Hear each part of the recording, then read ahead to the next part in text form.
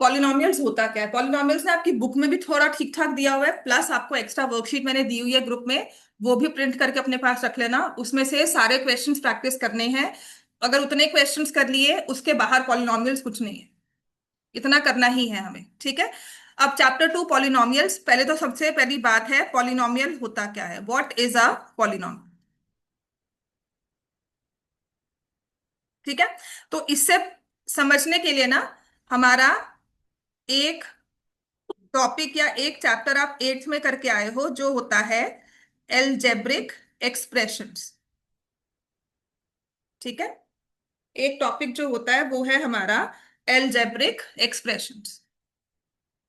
Class eighth में किया था ना एलजेब्रिक एक्सप्रेशन, सबने याद है कि नहीं? क्लास एट्थ में हम सबने किया है ना। तो जिस भी एलजेब्रा बेसिकली क्या होती है, जो एक्स वाई जेड से डील करती है, दैट ब्रांच ऑफ मैथमेटिक्स जो वेरिएबल्स के साथ डील करती है, उसको बोलते हैं एलजेब्रा।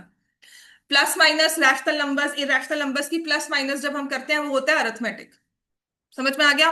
और जब हम शेप्स की बात करते हैं, circle, triangle, line, line segment, वो होती है, बताओ। अगर आपको सर्कल के बारे में पढ़ा रहे हैं, ट्रायंगल पढ़ा रहे हैं, तो वो क्या हम डील करते हैं? ज्योमेट्री, ठीक है। और जब हमने कोऑर्डिनेट लिया, ऐसे वाले हमने एक्स वाई कोऑर्डिनेट्स लिए, तो इसे हम बोलते हैं कोऑर्डिनेट ज्योमेट्री। समझ में आ गया? तो ये ब्रांचेस होती है मैथमेटिक्स की। तो ऐसे ही एलजेब्रा वाली जो हमारी एक्स वाई जेड में डील करती है, तो ऑल दोज एक्सप्रेशंस, हमने कुछ भी चीज ली दैट इन्वॉल्व्स वेरिएबल,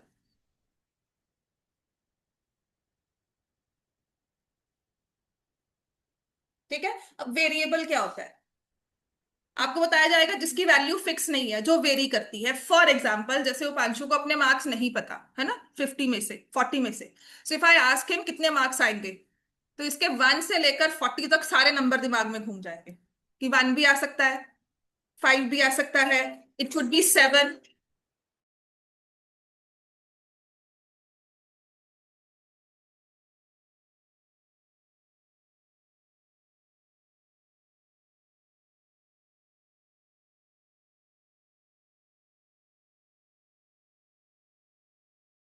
तो ना जो भी चीज है जिसकी जिसका नंबर फिक्स नहीं है, जो वेरी हो सकता है, ठीक है।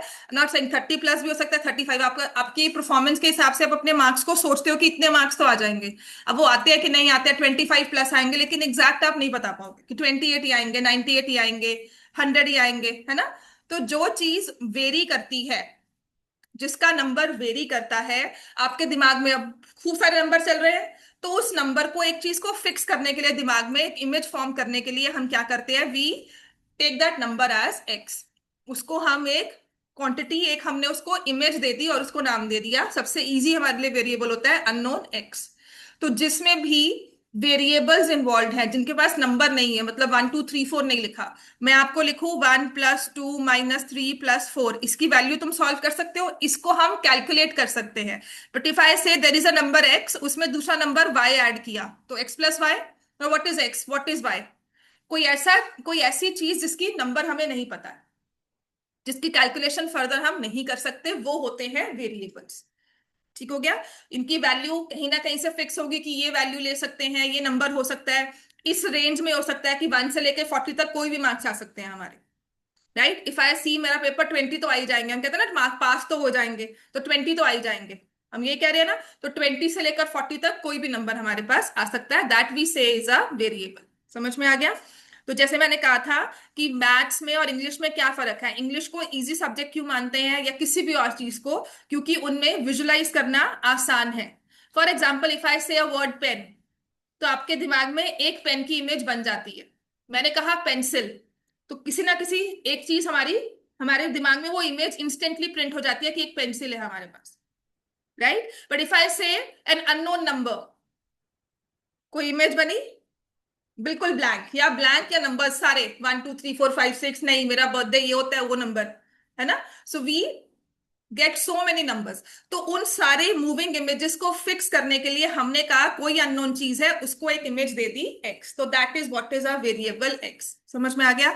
तो जो भी एक्सप्रेशंस एक्स वाई जेड, जितने भी हमारे पास लेटर्स हैं इंग्लिश अल्फाबेट के, ए बी सी डी, उन सब में डील करने वाले हैं, या फिर हमारे पास अगर ये 26 लेटर कम हो जाते हैं तो हम और कहीं जगह से लेटर्स ले आते हैं जिन्हें ग्रीक अल्फाबेट्स कहते हैं, उसमें से ले आएंगे अल्फा बीटा गामा, जिसे हम पढ़ेंगे दोबारा से।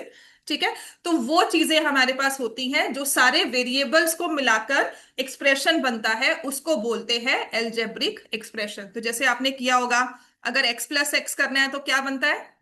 2x। X square into x करेंगे तो क्या होगा? एक्स की पावर 3, एक्स क्यूब हो गया ना, powers are added, right. But if I say x square y plus x, इनको ऐड कर सकते हैं, this is an algebraic expression. यहाँ पे एक्स जेड लिख दूं तब भी नहीं, x square y plus x y तब भी। समझ में आ गई बात ये? ठीक है ना, ये सारे एक्सप्रेशंस जो होते हैं दे आर एल्जेब्रिक एक्सप्रेशंस, और इनमें से कुछ होते हैं जिनको हम नेम देते हैं पॉलिनोमियल्स। ठीक है, तो उसको पढ़ने के लिए ना, पॉलिनोमियल्स को समझने के लिए पहले हम जो समझेंगे एल्जेब्रिक एक्सप्रेशंस में, पहले हम करेंगे डिग्री। लिखो, degree of a, degree of a polynomial. ठीक है, तो सबसे पहले हम समझेंगे डिग्री। डिग्री क्या होती है? एक सेकंड।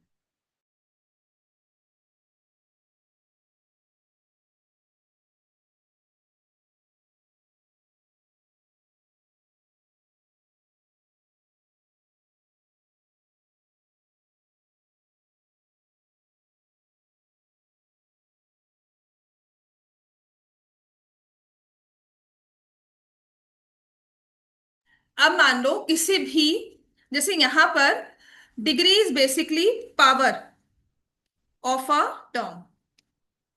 ठीक है, किस एक्सप्रेशन को हम पॉलिनोमियल बोलते हैं ना, उसके लिए हम क्या करेंगे?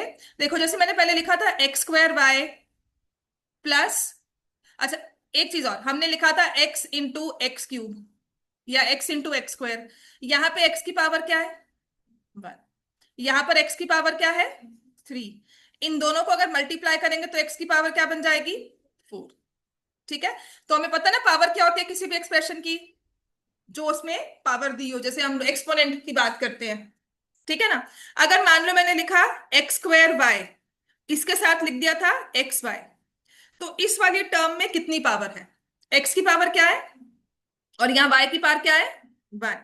तो मैं कह रही हूं कि एक वेरिएबल की पावर 2 है, एक वेरिएबल की पावर 1 है। वी इज अ वेरिएबल, कि मैंने दो वेरिएबल्स यूज किए, उनमें से एक की पावर 2, एक की पावर 1। इन टोटल इस टर्म में कितनी पावर मिल गई? 3। और यहां पर x की पावर कितनी है? 1। और y की पावर कितनी है? 1, है ना। तो टोटल इस टर्म की पावर क्या हो गई? 2। समझ में आ गया? तो अगर एक सिंगल वेरिएबल हो तो उसकी पावर निकालनी आसान है। अगर तीन चार वेरिएबल्स है, for example if I write x square y z, इनकी कंबाइंड पावर कितनी है? समझ में आ गया ना, कंबाइंड पावर 4 है। ठीक है, अब लकीली हमें क्या है, हमें सिंगल वेरिएबल में क्वेश्चन है सारे। पॉलिनोमियल में आपको मल्टीपल वेरिएबल्स नहीं होंगे, जो भी हमारी कैलकुलेशंस होगी, डिग्री वगैरह की बात होगी, वो सिंगल वेरिएबल में होगी। समझ में आ गया? तो जब हम सिंगल वेरिएबल में, मतलब एक टर्म में सिंगल वेरिएबल होगा, एक्स वाई इकट्ठा बहुत कम आएगा। क्लियर हो गया? तो जो भी हमारी वेरिएबल की पावर है हम हर एक टर्म में निकाल लेते हैं, है ना। अब जैसे यहां पर दो टर्म्स थी मेरे पास, ये दो टर्म्स थी ना, इसमें पावर क्या थी? 3, और इसमें पावर क्या है? 2। दोनों में बड़ा क्या है? 3। तो degree is the highest power of a term in the expression. Degree क्या होती है? Highest power. किसी में 2 आया, किसी में 3 आया, किसी में 4 आया, तो जो भी सारी टर्म्स में सबसे मैक्सिमम नंबर होगा दैट विल बी से इज द डिग्री। समझ में आ गया? ये एक नंबर का क्वेश्चन आता ही आता है। आपको मैं इस पे एक्स्ट्रा क्वेश्चंस भी करवा दूंगी, आपकी वर्कशीट में भी क्वेश्चंस होंगे कि find the degree of the polynomial. ठीक है, फाइंड द डिग्री कहा जाएगा, या व्हाट इज द डिग्री, या this has degree 4, degree 5, right. तो ऐसे क्वेश्चंस पेपर में आते हैं, एक नंबर का क्वेश्चन होगा। तो degree is the highest power, right. तो मैंने कहा ना आपको कि ये सिंगल वेरिएबल में अगर हम चलते हैं, तो यहां पर मैंने लिखा t⁴ plus T cube plus t⁴ plus 1। इसमें डिग्री क्या होगी? t is a variable. यहां पे डिग्री कितनी है? यहां पे कितनी है? 3। और यहाँ कितनी है? यहाँ पे 1 नहीं है। अगर टी रखोगे यहाँ पे तो टी की पावर क्या होगी? 0।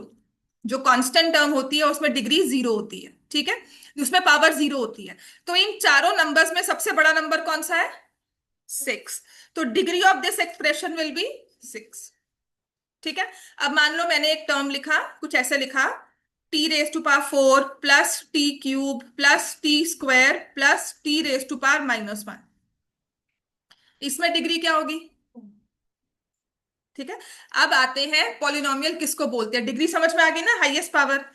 अब जब भी किसी एल्जेब्रिक एक्सप्रेशन में जो पावर है या तो माइनस आ जाए, नेगेटिव में आ जाए, ठीक है, या फिर फ्रैक्शन हो जाए, तो ऐसे एक्सप्रेशंस को हम पॉलिनोमियल नहीं बोलते। ठीक है, तो लिखो, what is a polynomial?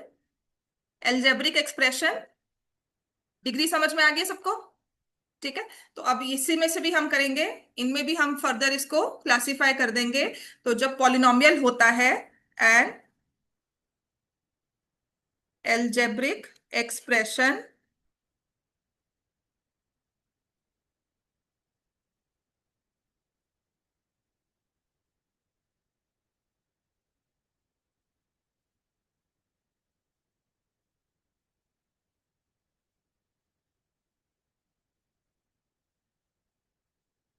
Power of variables as whole numbers. कोई भी सारे जो भी टर्म्स है ना, जितनी भी टर्म्स है, जितने भी वेरिएबल्स हैं, उन सब की power should be a whole number. तो डिग्री क्या हो सकती है, मतलब पावर क्या हो सकती है? स्टार्टिंग फ्रॉम 0, 1, 2, 3, कुछ भी हो सकता है। लेकिन क्या नहीं हो सकता? इंटीजर नहीं हो सकता, नेगेटिव नहीं हो सकता, और फ्रैक्शन नहीं। 2/3 स्क्वायर रूट वाली टर्म्स जो हो गई। ठीक हो गया। So the power can be, power power can be 0, 1, 2, 3, cannot be -1, -2, -3, basically a negative number or a fraction। अब फ्रैक्शन में कुछ भी, 2/3, 1/2, लेकिन अगर 4/2 लिखा है तो हो सकता है? 4/2 को सॉल्व कर सकते हैं ना, क्या होगा? 2। तो अगर मैंने लिखा x की पावर 4/2, तो ये पावर स्क्वायर हो गया ना, एक्स स्क्वायर हो गया, तो मतलब दिस इज अ पॉलिनॉम। ठीक है। तो वो सारे एल्जेब्रिक एक्सप्रेशंस जिनमें डिग्री, जिसे हम कहते हैं power of the variable is a whole number, is a पॉलिनॉम।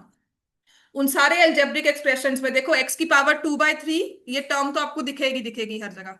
हमने नंबर सिस्टम में भी सॉल्व किया है, एन की पावर 2/3, है ना, ऐसे क्वेश्चन सॉल्व किए हैं, ऐसे ही एक्स में भी सॉल्व किए हैं। लेकिन जब हमारे पास पॉलिनोमियल की बात आएगी तो ये वाली टर्म्स पॉलिनोमियल में नहीं आती।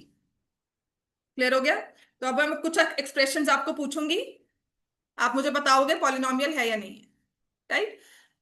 और ये क्वेश्चन बोर्ड्स में भी आया हुआ है, विच of the following is a polynomial. Boards का क्वेश्चन है, 2 मार्क्स का। ठीक है। ये वाले, इस वाले टर्म को पॉलिनोमियल बोलेंगे? t⁻⁴, टी क्यूब, t⁻⁶, इसको बोलेंगे? No, this is not a polynomial. चलो, अब ऐसे ही देखेंगे which of the following is a polynomial. If I write x² plus x plus 1, this is a polynomial. लिखो यस।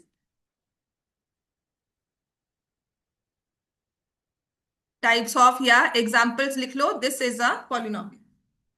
ठीक है। अब इसकी जगह दूसरा एक लिखूंगी expression, x² plus x plus 1/x।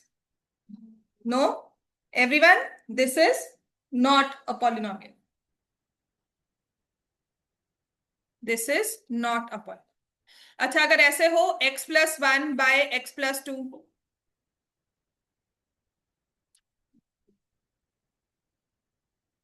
yes or no? Yes or no? No, how many for yes? अच्छा, क्यों? पता नहीं। yes बोला तो किस रीजन से बोला बेटा? होल में फ्रैक्शन, हाँ, ऐसे आ गया ना, x+1। अगर तुम इसे x+2 लिखोगी तो पावर -1 कर दिया।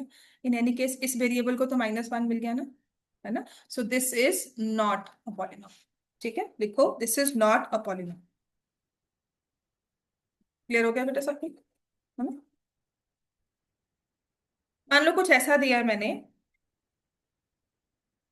Square root of y plus y square, ये पॉलिनॉमियल है कि नहीं है? नहीं होगा ना, क्योंकि स्क्वायर रूट का मतलब पावर क्या हो गई, 1। नो।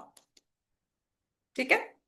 अब अगर मैंने लिखा √2x² प्लस 3x प्लस 5,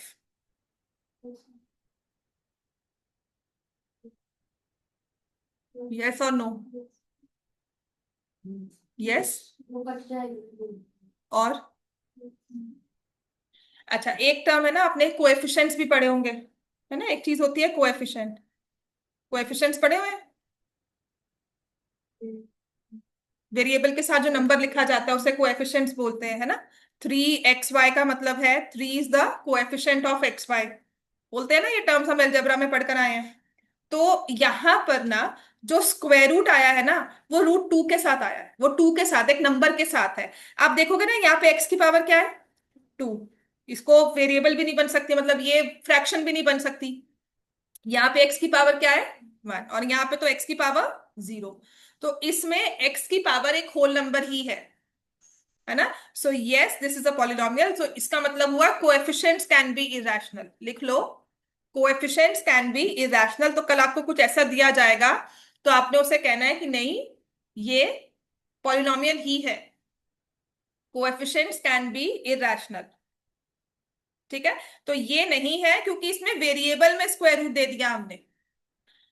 ठीक है, मान लो मैंने ऐसा कुछ लिखा है, स्क्वायर रूट ऑफ वाई इसका होल स्क्वायर। कैसे?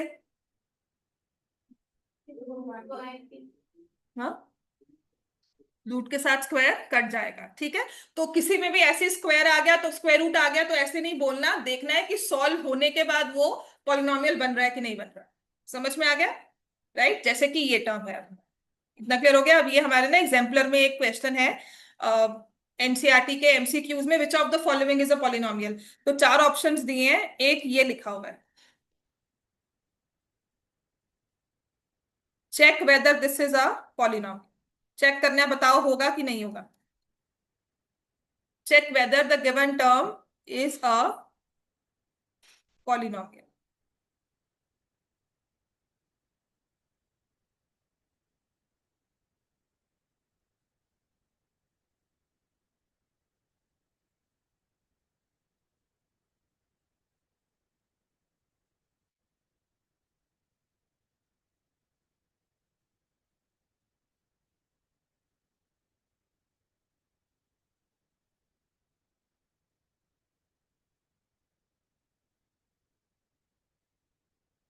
Yes or no?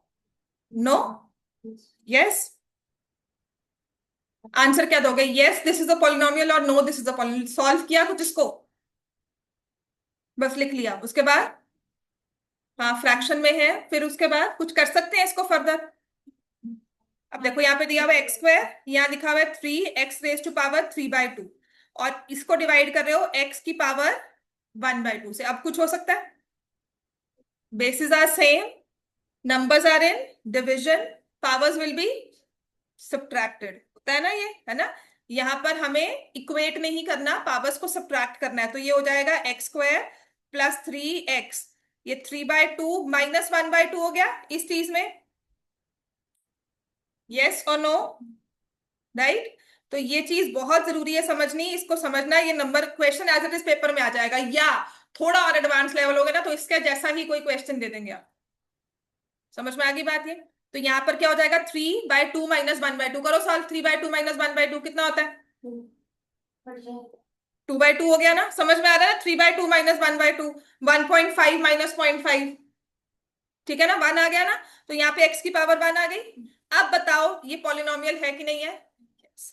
तो हमें ऐसे ही किसी को पॉलिनोमियल नहीं बोल देना है, या ये भी नहीं कहना कि नहीं नहीं मुझे तो स्क्वायर रूट दिख गया, यहाँ पर ये पॉलिनोमियल नहीं है या पॉलिनोमियल नहीं होगा। राइट, हमें उसे सॉल्व करना है, उसके बाद देखना है। तो आपको जब भी x की टर्म्स दिख जाएंगी इन द सेम टर्म, ये नहीं कि यहाँ पे x² है और यहाँ पर ऐसे 1/x² दिया हुआ है कि नहीं जी हमने तो इनको माइनस कर दिया, समझ में आया? It should be in the same term, right? अगर मुझे दिया हुआ है x cube by x square plus one, is this a polynomial? X cube by x square plus one, ये होगा? एवरीवन बोलो यस और नो, समझो इस बात को। X cube by x square plus one, is this a polynomial? क्यों होगा? क्योंकि ये powers x raise to power three minus two plus one हो जाएगा। लेकिन अगर ये कुछ इस तरह दिया हुआ है, मान लो, चलो ये आ गया ना। अब ऐसे ही दिया हुआ है x cube plus one by x square, is this a polynomial? एक बार फिर से कुछ लाना है इसमें, फिर से करना।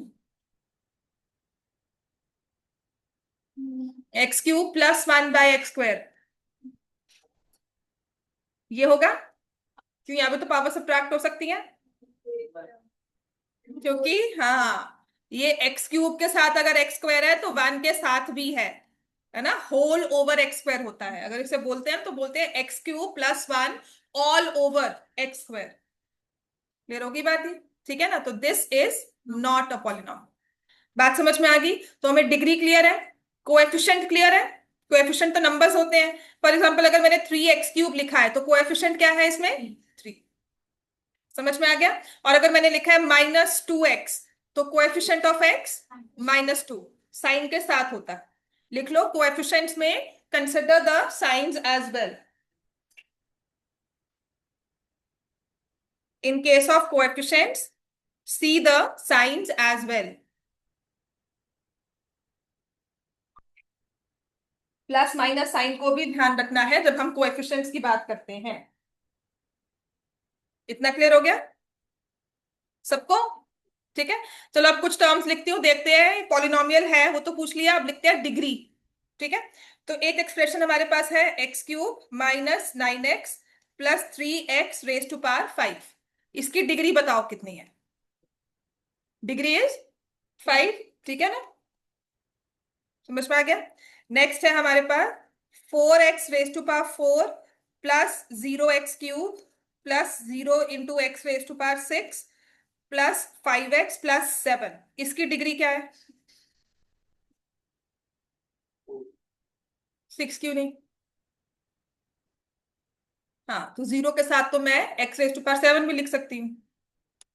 तो जब कोएफिशिएंट जीरो हो जाएगा ना, तो वो टर्म एग्जिस्ट नहीं करती। हमें चाहिए थी तो हमने उसका कोएफिशिएंट समझने के लिए बता दिया कि जीरो है। वो टर्म तो इसमें आ सकती है पर उसका कोएफिशिएंट जीरो है। तो जिस भी टर्म के साथ जीरो आ गया प्लस माइनस में, है ना, तो वो डिग्री में नहीं आएगा। हमें जो नंबर्स मिले हैं ना उसी को देखना है। तो यहाँ पे क्या तीन टर्म्स है, ऐसे तो मैं यहाँ पे zero x raise to power hundred लगा दूं। आपको नहीं नहीं मैम एक और टर्म लगा दिया तो डिग्री हंड्रेड एंड वन हो गई। समझ में आ गई बात ये? तो जब भी हमने डिग्री फाइंड करनी है ना, the coefficient should not be equal to zero. लिख लो, डिग्री फाइंड करने के लिए, to find the degree, coefficient of the term should not be equal to zero. Valid वाले कौन सी टर्म्स हैं? Valid terms are with coefficients not equal to zero. Degree find करने के लिए वैलिड पॉइंट कौन सा होगा? वो टर्म्स देखो जिसमें कोएफिशिएंट जीरो ना हो। ठीक है, तो अब बताओ डिग्री क्या है इसकी? ठीक है, चलो अब आते हैं नेक्स्ट। मान लो आपको लिखा हुआ है कुछ इस तरह से, y cube into one minus y raise to power four, what is the degree?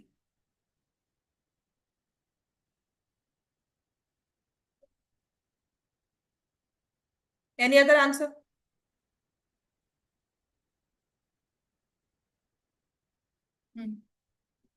Y cube.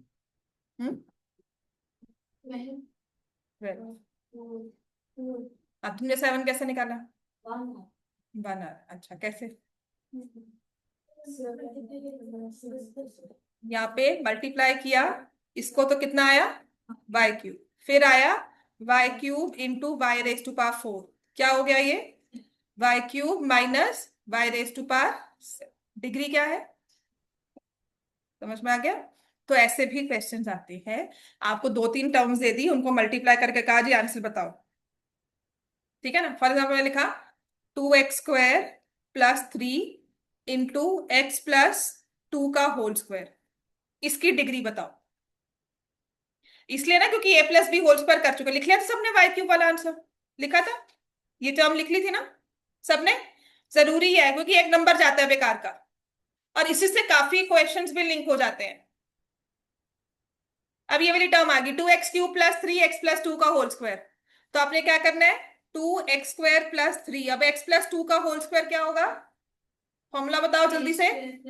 हाँ, तो यहाँ पर क्या अप्लाई होगा, x का स्क्वायर प्लस 2 का स्क्वायर क्या होता है 4 प्लस 2ab इंटू 2, तो क्या हो जाएगा 4x।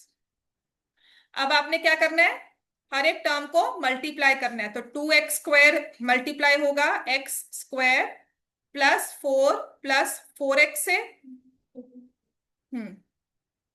और ऐसे ही 3 मल्टीप्लाई होगा x² प्लस 4 प्लस 4x से। अब मल्टीप्लाई करने मत बैठना, आपने देखना है कि हाईएस्ट पार कहाँ आती है।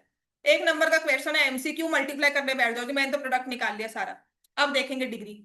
अब दिमाग लगाओ कि ये टर्म मल्टीप्लाई होगी इससे, x की पावर क्या बन गई 4। क्या x की पावर किसी और 4 किसी और टर्म से आएगी, नहीं आएगी, तो डिग्री क्या हो गई। ये जो चीजें हमने यहाँ स्क्वायर निकाल के की है ना, प्रॉपर स्क्वायर लिखा, आपको पता है कि यहाँ पे मैक्सिमम पावर स्क्वायर ही आएगी, और वो इस स्क्वायर से मल्टीप्लाई होकर डिग्री 4 ही देगी। तो ये थोड़ा शॉर्टकट हो जाता है जब हम ओरली क्वेश्चन को बाद में विद प्रैक्टिस सॉल्व करते हैं। क्लियर हो गया इतना सबको, ठीक है। कोएफिशिएंट्स क्लियर हो गए हमें, राइट, और फिर डिग्री क्लियर हो गया, पॉलिनोमियल क्या होता है वो क्लियर हो गया, किन टर्म्स को पॉलिनोमियल नहीं बोलते वो क्लियर हो गया, ठीक है। एक चीज हमने और करनी है, what is a constant polynomial, लिखो, ठीक है। एक होता है कांस्टेंट पॉलिनोमियल। उससे पहले ना एक टर्म हम करेंगे जिसे हम नाम देंगे कांस्टेंट टर्म। कांस्टेंट का मतलब क्या होता है, अगर मैं कह रही हूं कांस्टेंट है, फिक्स है, पता सेम है, चेंज नहीं हो रहा बिल्कुल भी, ठीक है ना। तो अगर आपके मार्क्स हैं, इफ आई से मैक्सिमम मार्क्स कितने आते हैं बोर्ड में, मतलब मैक्सिमम मार्क्स का पेपर कौन, मतलब कितने मार्क्स मैक्सिमम में आएंगे, 80 का पेपर होता है, 20 मार्क्स आपके प्रैक्टिकल्स, तो मैक्सिमम जो आपके मार्क्स है वो 100 है, वो कांस्टेंट है, वो फिक्स है। आपके कितने मार्क्स आएंगे वो वेरिएबल है। तो हमें एक पता है कि अगर मैं पेपर बनाऊंगी आज बोर्ड्स का बैठकर, तो मुझे 100 या 80 मार्क्स का ही बनाना है, 20 रखने हैं प्रैक्टिकल में, 80 मार्क्स रखने हैं आपके सब्जेक्टिव जो आपने सॉल्व करके आना है, यही होता है ना। तो आपका कांस्टेंट टर्म है जिसकी वैल्यू चेंज नहीं करेगी, सेम रहेगी। क्लियर हो गया। अगर मैं कह रही हूं कि एक क्वेश्चन है जो कि सेक्शन डी से आता है, तो वो कितने मार्क्स का होगा 5 मार्क्स का, ठीक है। अगर मैं लिख रही हूँ एमसीक्यू है, तो कितने मार्क्स का है 1 mark, that is a constant.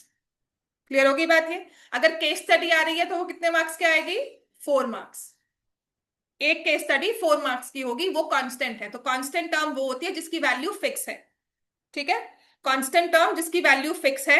तो हमारे पास मान लो जैसे मैंने लिखा था ना x² प्लस x+1, इसमें कांस्टेंट टर्म कौन सी है जो फिक्स है, जिसका नंबर मुझे क्लियर कट पता है। और इसमें अगर इस कांस्टेंट टर्म को x के साथ लिखना है, इसको कहा कि x तेरे साथ आ सकता है, कहती बिल्कुल आ जाए, बट x को मुझे इफेक्ट नहीं करना, x मेरी वैल्यू को चेंज ना करे। तो अगर x को हमें ऐसा नंबर बनाना है, वेरिएबल को या किसी भी चीज को, कि वो दूसरे के साथ मल्टीप्लाई होकर उसकी वैल्यू चेंज ना करे, तो इसका मतलब मुझे इसे क्या बनाना चाहिए, कोई ऐसा नंबर जिसे मल्टीप्लाई करो किसी भी नंबर से, आंसर सेम ही रहे, नंबर चेंज ना हो। 1 होता है ना मल्टीप्लिकेटिव आइडेंटिटी, है ना। तो इसकी इस x को 1 बनाने के लिए मैं क्या करूंगी, इसको पावर दे दूंगी 0, because I know x raise to power 0 is 1। बात समझ में आ गई। तो कांस्टेंट टर्म में जो भी नंबर दिया हुआ है उसके साथ x रख सकते हो, लेकिन उसमें पावर x की क्या रखनी होगी 0। तो यहीं से आता है what is a constant polynomial. तो कांस्टेंट पॉलिनोमियल, पॉलिनोमियल को ना यूजुअली शो करते हैं p ऑफ x, कि this is a polynomial in x, variable x है। तो अगर मैंने पॉलिनोमियल t में लिखा था तो उसे शो करेंगे p ऑफ t। तो कभी लिखा जाएगा p ऑफ y, मतलब दैट पॉलिनोमियल में वेरिएबल जो यूज किया गया है वो y।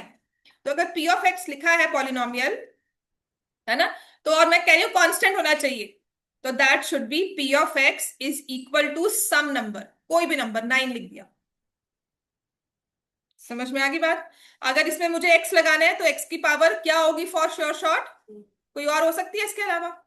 अच्छा, +0 -0 में कोई फर्क है, सेम जाती है ना, 0 is neither negative not positive, तो 0 ही रहेगा। ठीक है, एक होता है कांस्टेंट पॉलिनोमियल।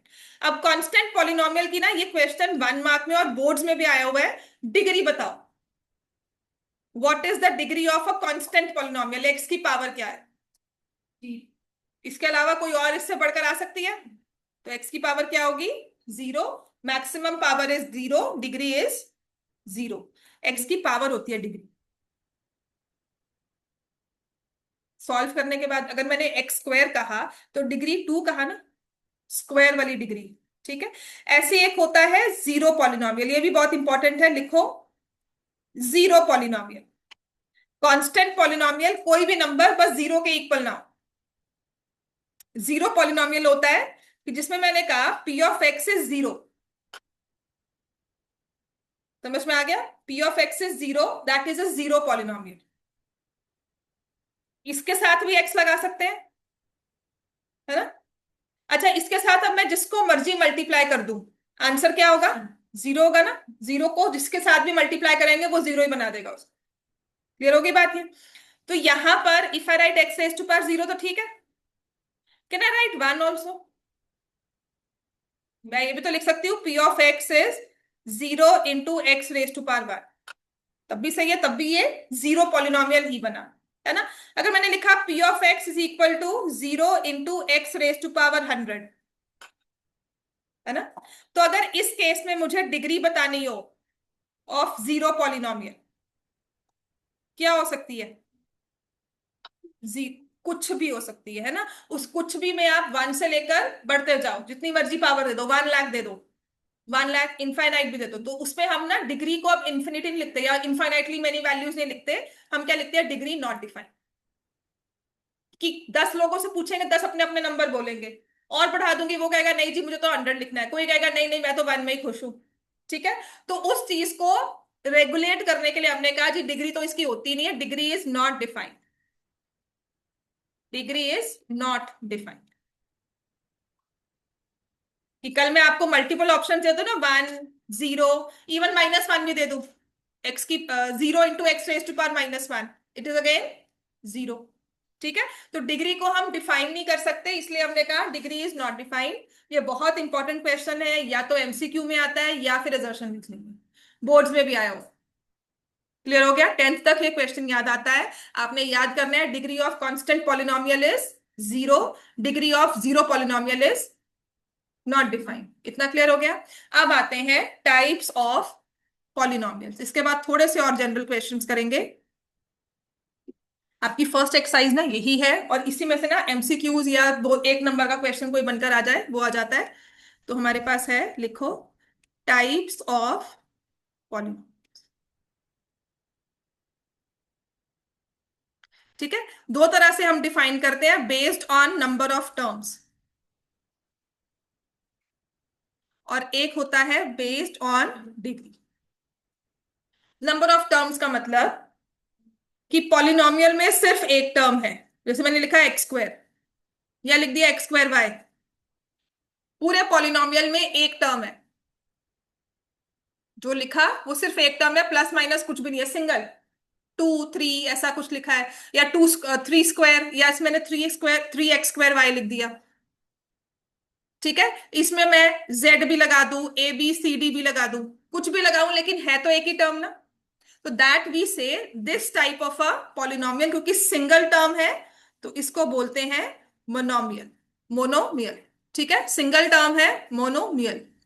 अब ऐसे ही दूसरा होता है, मैंने लिखा एक्स स्क्वायर प्लस एक्स, क्योंकि हम सिंगल वेरिएबल में बात करते हैं ना, आपके बुक में भी सिंगल वेरिएबल ही होगा। एल्जेब्रिक एक्सप्रेशंस तो मल्टीपल बार में मल्टीप्लाई ऐड करके आए हो, x square y plus y square z, है ना, सॉल्व करके आए हो। लेकिन हम जो डील करते हैं यहाँ पर आपके पॉलिनोमियल्स में, that is x square plus x. ये ऐड होकर एक सिंगल नंबर बन सकता है, क्या होगा? प्लस में है, प्लस में है। 2x स्क्वायर कैसे होगा? सेम टर्म नहीं है, कैसे ऐड कर सकते हो? है ना? सेम समथिंग लाइक सेइंग कि हम लोग स्क्वायर रूट ऑफ 2 में 2 ऐड करके आप मुझे कह रहे हो कि नहीं हम पावर बना दे 3/2, मल्टीप्लाई में होती है। क्या कर रहे हो? प्लस में कैसे प्लस करके एक सिंगल टर्म बताओ, एक्स क्यूब कैसे लिख दोगे?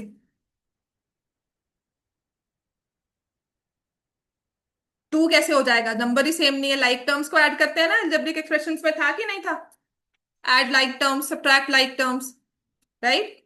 एक्स प्लस वाई को ऐड करके एक सिंगल टर्म बता सकते हो, एक्स प्लस वाई लिखोगे ना, है ना। तो सेम यहाँ पर डिग्री 2 है, यहाँ पे पावर 1 है, तो इन्हें ऐड कैसे कर सकते हैं हम, कर सकते हैं ऐड, नहीं होगा ना। तो दिस वी से, जिसमें दो टर्म्स होती हैं उसको हम बोलते हैं बाइनोमियल। अब कल कोई आपको पूछे, नहीं जी मैंने तो लिखा है 2x, p of x as 2x plus 3x, आपको नहीं जी ये तो बाइनोमियल है, इनमें ऐड कर सकते हैं, क्या हो जाएगा ये 5x, समझ में आया, क्योंकि इसमें जो वेरिएबल है वो बिल्कुल सेम था। आपको ये लिखा जाए 2x प्लस 3xy, इनको ऐड कर सकते हो, क्या हो जाएगा। अब आपको कहा मैं 2xy प्लस 3x को ऐड कर दो, तो ऐड हो सकता है, नहीं, लाइक टर्म्स नहीं है ना। तो यहां पे this is a binomial term, this is binomial, ठीक है, इसको हम नाम देंगे बाइनोमियल। क्लियर हो गया इतना सबको, this is a binomial with exactly two terms is a binomial. ऐसे ही एक आता है, मान लो लिखा एक्स स्क्वायर, अच्छा मान लो मैंने यहाँ पे लिखा 2x plus 3, is this a binomial, yes और नो, यस एवरीवन, क्योंकि यहां पर भी x जो है उसकी पावर क्या है 0, so this is a binomial, 2x plus 3x raise to power 0, this is a binomial. अब जैसे p ऑफ x है x² प्लस x प्लस 1, तीन टर्म्स आ गई, तो इसको हम बोलेंगे, अच्छा मोनोमियल हो गया, बाइनोमियल हो गया। अब थ्री टर्म्स के लिए हम क्या लिख देंगे, ट्राइनोमियल, जैसे हम लिखते हैं ट्राई कलर फ्लैग, जिसमें थ्री टर्म्स होगी that will be a trinomial, ठीक है। अब अच्छी बात क्या है, इसके बाद हमारे पास कोई वर्ड ही नहीं है, कोई और वर्ड्स नहीं याद करने। आपको अगर फोर टर्म्स दी हुई है तो क्या होगा, पॉलिनोमियल विद फोर टर्म्स, ठीक है, उसके लिए कोई सिंगल नाम नहीं है, उसको कह दिया कि पॉलिनोमियल है विद फोर टर्म्स। तो अगर किसी में 10 टर्म्स होगी तो हम क्या लिखेंगे, पॉलिनोमियल विद 10 टर्म्स। तो आपको मोनोमियल, बाइनोमियल और ट्राइनोमियल, ये तीन चीजें याद रखनी है। ट्राइनोमियल मतलब थ्री टर्म्स, बाइनोमियल मतलब टू टर्म्स, मोनोमियल मतलब एक टर्म, ठीक है। तो कांस्टेंट पॉलिनोमियल किस कैटेगरी में आता है, बाइनोमियल में आता है, ट्राइनोमियल में आता है या मोनोमियल में आता है कांस्टेंट। हाँ जी, प्रभगीत बताओ कांस्टेंट पॉलिनोमियल कौन सा होता है, p of x is equal to, constant वाला कौन सा होता है, लिखा हुआ है पढ़ो उसको, कहीं ना कहीं लिखो, हाँ, monomial, P of x is 3, 2, 1, ऐसा कुछ हमने लिखा था, तो that is a monomial. Zero polynomial होगा तो that again is a monomial, ठीक है। तो किस कैटेगरी में आता है, जीरो जो पॉलिनोमियल है कांस्टेंट वाला, और zero polynomial they are monomials. Clear होगी बात ये, राइट। ऐसे ही आता है। अब नेक्स्ट पॉलिनोमियल्स को हम डिफाइन करते हैं एज पर देयर डिग्री,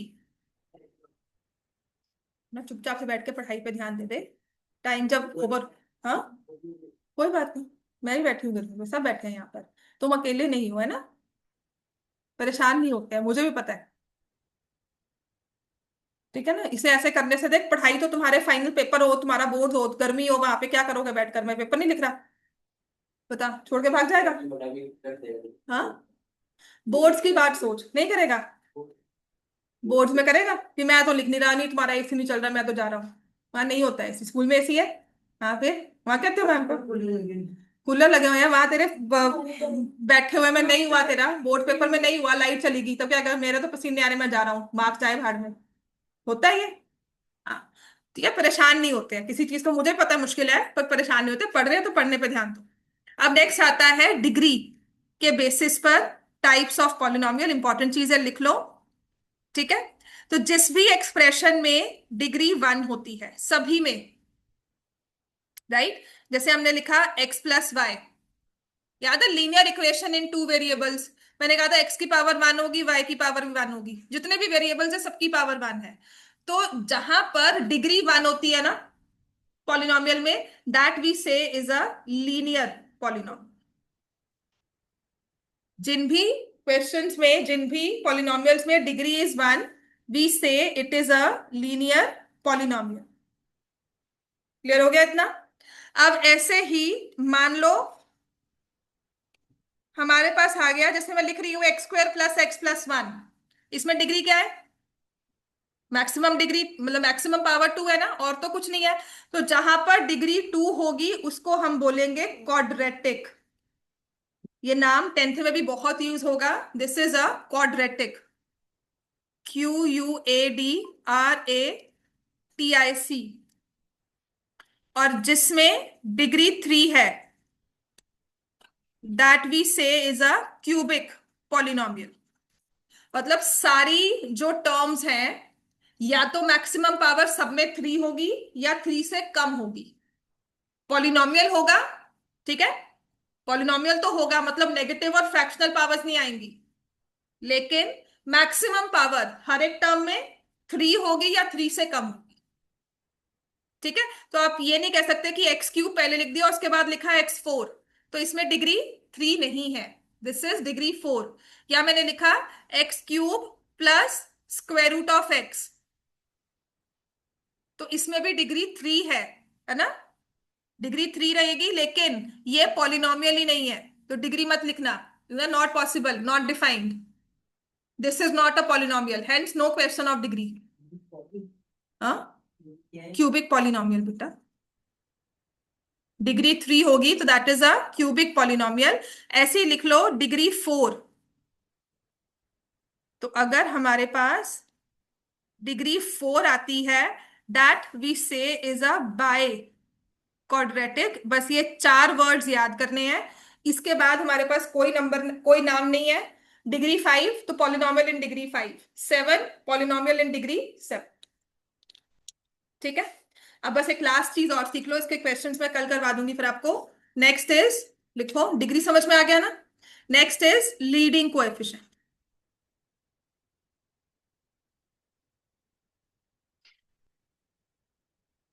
ठीक है, यूजुअली जो पॉलिनोमियल होता है ना, उसको अरेंज किया जाता है पॉलिनोमियल की टर्म्स को। ठीक है, पॉलिनोमियल लिखो, टर्म्स ऑफ अ पॉलिनोमियल लिखो, terms of a polynomial are arranged. एक अच्छा वे जो राइटिंग होता है ना, जो बुक में भी देखोगे, फाइनली हम प्रेजेंटेबल आंसर जो लिख रहे हैं, terms of a polynomial are arranged in descending powers of the variable. ठीक है, arranged as per descending powers, as per descending powers. ठीक होगी बात ये, terms of polynomial are arranged as per descending power, descending order या descending powers. ठीक है ना, डिसेंडिंग ऑर्डर में हम लोग अरेंज करते हैं, descending order of the powers. ठीक है, तो अगर डिग्री 3 है मान लो, तो पहले x³ की टर्म आएगी, फिर x² की टर्म आएगी, फिर x⁻1, फिर x⁻0। और x⁻0 क्या होता है? 1। समझ में आ गई बात ये। तो लीडिंग कोएफिशिएंट होता है जो डिग्री है ना पॉलिनोमियल की, सबसे बड़ी वाली टर्म, जो सबसे बड़ी वाली पावर वाली टर्म होगी, उसका coefficient is the leading coefficient. वो लीड कर रहा है, लीडिंग मतलब सबसे आगे कौन सा आएगा, जिसकी सबसे मैक्सिमम पावर है। ठीक है, सो लीडिंग कोएफिशिएंट लिख लो, coefficient of the term with maximum power, coefficient of term with maximum power. और मैक्सिमम पावर का मतलब हम लोग क्या लिख रहे हैं? Degree, maximum power is degree. ठीक है, तो जिस टर्म की मैक्सिमम पावर है, वो चाहे कहीं भी लिखी हुई है, ऑर्डर में ना लिखकर आपको रैंडमली दे दिया, लेकिन आपको अगर कहा जाएगा इसको अच्छे से लिखो, तो आप उसको डिसेंडिंग ऑर्डर में अरेंज करोगे, पहले x³ की या x⁻4 की। तो अगर डिग्री 4 है तो x⁻4 का coefficient is the leading coefficient, degree 7 है तो x⁻7 का coefficient is the leading coefficient. समझ में आ गया इतना? चलो, बाकी कल कर लेंगे इसके क्वेश्चंस, प्रैक्टिस वाले कल करवा दूंगी।